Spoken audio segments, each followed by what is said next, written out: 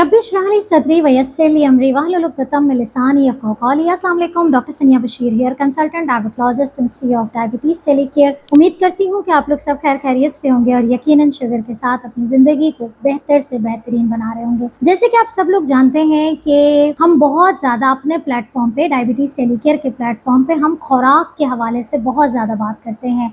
और क्यों बात करते हैं इस पे मैं बहुत दफ़ा बता चुकी हूँ कि अगर आपने शुगर को कंट्रोल करनी है तो अपनी खुराक को समझना बहुत ज़रूरी है। ये अलग बात है कि as a diabetologist, as a diabetes specialist consultant ये मेरी ड्यूटी नहीं है, लेकिन एज ऑर्गेनाइजेशन मेरी ज़िम्मेदारी है कि मैं आप लोगों तक सही नॉलेज पहुँचाऊँ। तो आज हम टॉपिक पे बात करने जा रहे हैं हम सब की सबसे स्टेपल डाइट, यानी कि जो खुराक हमारी ख़ास तौर पे पाकिस्तान में रेगुलर शामिल है वो है रोटी। अगर शुगर के मरीज़ को रोटी के बारे में सही इन्फॉर्मेशन नहीं है, याद रखिए कि आप दुनिया की कोई भी ट्रीटमेंट ले लें, आपकी शुगर कंट्रोल नहीं हो। कौन सा आटा बेहतरीन है, कौन सी रोटी खानी चाहिए, आज मैं आपके सामने कुछ आटों की डेमोन्स्ट्रेशन, क्योंकि बहुत सारे लोग अभी भी कंफ्यूज्ड हैं कि ये आटा नज़र कैसे आता है, हम तो वही आटा खाते हैं। तो आज आपको दिखाएंगे भी और हमारे साथ साथ रहिएगा और मुझे बताइएगा कि आप लोग कौन से आटे की रोटी इस्तेमाल कर रहे हैं।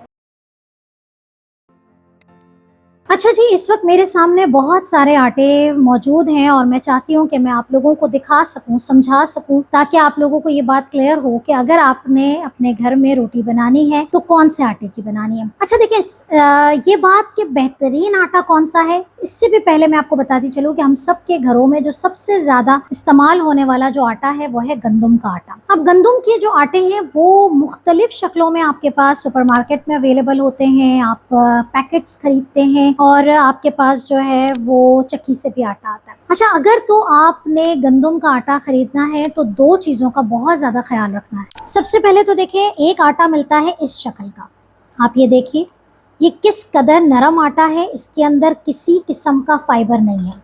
ये बेसिकली स्पेशल आटा होता है या फिर मैदे की शक्ल में मिलता है। इसकी रोटियां बहुत नरम बनती हैं और ये अमूमन पाकिस्तान में घरों में यही इस्तेमाल होता है। जबकि इसके निस्बत अगर मैं इसमें आ जाऊं तो ये बेसिकली होल व्हीट का आटा है और इसमें से मैंने फाइबर को अलग किया है। अगर आपके घर में आटा आता है, किसी भी पैकेट का आ रहा है, किसी कंपनी का आ रहा है, आपने उसको छानना है और छान के देखना है कि आपके पास ये फाइबर अलग हो रहा है या नहीं। अगर ये फाइबर अलग हो रहा है, अच्छा छानना बहुत ज़रूरी है। बाज़ औक़ात आटे में कोई कीड़ा होता है, कोई ऐसी चीज़ होती है जो कि कोई कचरा है, आपने ये छान लिया, ये देखें बिल्कुल साफ़ ये फाइबर है, आपने ये अपने होल व्हीट के आटे में मिक्स कर देना है, ठीक है।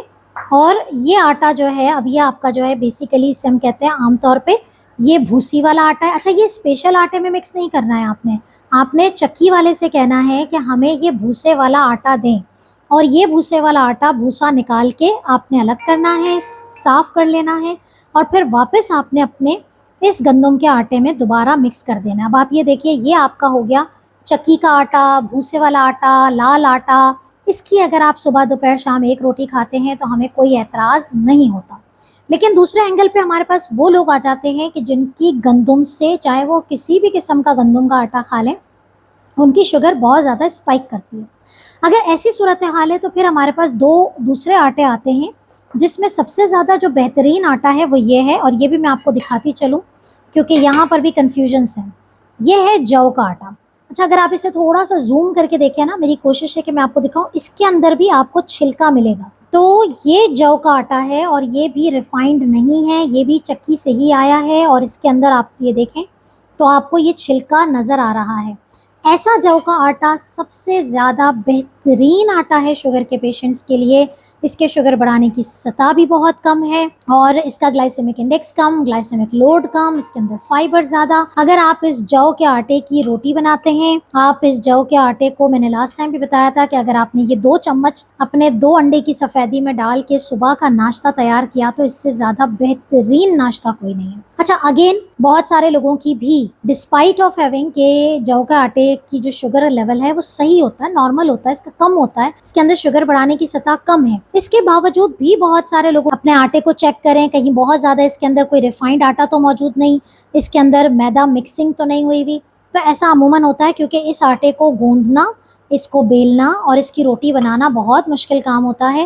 लेकिन इंशाल्लाह ताला अगर आप लोग हमें रेकमेंड करेंगे तो इंशाल्लाह मैं खुद बजाते खुद आप लोगों को इसकी रोटी बनाना सिखाऊंगी, ताकि आप लोगों को पता चले कि फुल फाइबर वाले जौ के आटे की रोटी कैसे बनती है। अच्छा, नेक्स्ट आ जाते हैं हमारे पास तीसरा जो बेहतरीन आटा है वो है बेसन का आटा। और यकीन करें मेरे बहुत सारे ऐसे मरीज हैं जो कि बेसन की रोटी पे शिफ्ट हो गए मुकम्मल तौर पे। अगर आपको गैस की प्रॉब्लम नहीं होती, अगर आपका मैदा बिल्कुल ठीक रहता है, तो आप इस बेसन की रोटी को इस्तेमाल कर सकते हैं। चाहे तो आप इसकी रोटी बनाएं, चाहे इसका चिल्ला बनाएं, और ये बेसन के आटे को इस्तेमाल। अच्छा, ये तो हो गए 3 आटे। कौन कौन से? ये मुकम्मल गंदम का जो आटा है, होल व्हीट का आटा भूसे समेत आ गया, ये आपका जौ का आटा आ गया, ये आपका बेसन का आटा आ गया। इसके बाद हमारे पास जो चौथे नंबर पे, अच्छा ये जो कैटेगरी है ये भी नंबर वाइज है, 4th नंबर पे हमारे पास जो आटा आता है वो फिर आता है मिलेट फ्लावर। अच्छा, वो मेरे पास इस वक्त अवेलेबल नहीं, लेकिन आप पिक्चर में देख सकते हैं कि सर्दियों में उसकी रिकमेंडेशन ज़्यादा होती है, क्योंकि वो उसकी तासीर भी थोड़ी गर्म है और वो सर्दियों में थोड़ी सी आपके जिस्म को हरारत भी पहुंचाता है। तो 4th नंबर पर अगर आपको गंदम का आटा सूट नहीं करता, जौ आपको अच्छा नहीं लगता, बेसन आपका मैदा खराब कर देता है, तो फिर 4th नंबर पे आपके पास आ जाता है बाजरे का आटा। बाजरे के आटे के बाद हमारे पास जो नेक्स्ट है, जिसका ग्लाइसेमिक इंडेक्स इन तमाम के कंपैरेटिवली थोड़ा सा ज्यादा है, वो है हमारे पास जवार का आटा, जिसे सोरगम फ्लावर भी कहते हैं। जवार का आटा आ जाता है और फिर उसके बाद हमारे पास नेक्स्ट आता है मकई का आटा। अच्छा, इन तमाम आटों को बताने का मकसद ये हरगिज नहीं है कि गंदम ऑन द प्रायोरिटी है, नंबर 1 पर गंदम आ रहा है। गंदम हम नंबर 1 पर इसलिए रख रहे हैं क्योंकि हमारे घरों में आम तौर पे खाया जाने वाला आटा है गंदम का आटा। बड़ी मुश्किल होती है, पाकिस्तान है, इन्फ्लेशन है, महंगाई है। हम ये नहीं कह सकते कि अगर आपके घर में 2 लोगों के लिए आटा गंदम का आ रहा है या आपके घर में 8 लोगों के लिए गंदम का आटा आ रहा है तो आप अपने लिए दूसरा आटा परचेज करें, बल्कि गंदम के आटे में ही अगर आप भूसे समेत का आटा लेते हैं तो वो आपके लिए बेहतरीन हो जाता है। मज़े की बात यह है कि अगर आप इन तमाम आटों को मिक्स कर देंगे तो यही आटा आपके लिए मल्टीग्रेन आटा बन जाएगा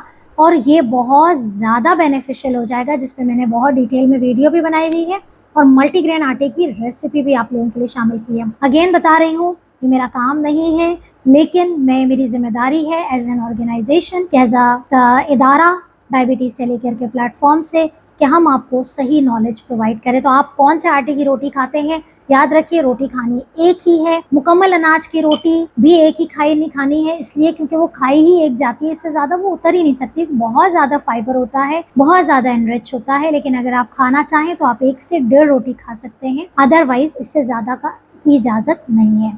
तो आपके कमेंट्स का इंतज़ार रहेगा। अपना बहुत ख्याल रखिएगा, दुआओं में याद रखिएगा। अल्लाह हाफ़िज़।